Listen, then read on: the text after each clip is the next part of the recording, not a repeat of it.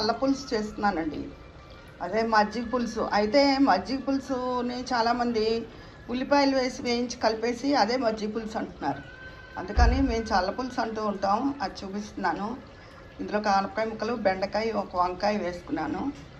ఇవి పోపు వేయించుకుని అందులో వేసేసి కాసిన నీళ్ళు పోసి ఉడకనివ్వాలి. ఇందులో 2 స్పూన్లు శనగపప్పు, 1 స్పూన్ ధనియాలు, అల్లం ముక్క, పచ్చిమిర్చి ఇవి మిక్సీ చేసుకుంటాను. పెట్టుకుని ఆయిల్ వేసుకున్నానండి. ఇందులో ఆవాలు, మెంతులు, జీలకర్ర, ఎండుమిర్చి పోపు వేయించేసుకోవాలి. ఒక్క పీట ఇంగు వేసి ఇంక పోపు వేగిందండి. కూరగాయ ముక్కలు వేసేసుకున్నాను. తగినంత ఉప్పు, పసుపు వేసుకున్నాను. ఇప్పుడు కాస్త నీళ్ళు పోసుకుని ఉడకనివ్వాలి. ఇదిగోనండి పెరుగు, మజ్జిగ చేసుకున్నాను.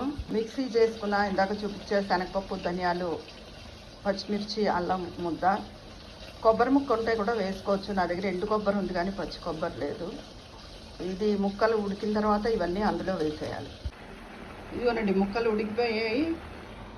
ఇప్పుడు ఇందాక మజ్జిగలో మిక్సీలో చేసుకున్న ధనియాలు, శనగపప్పు ముద్దంతా వేసేసాను.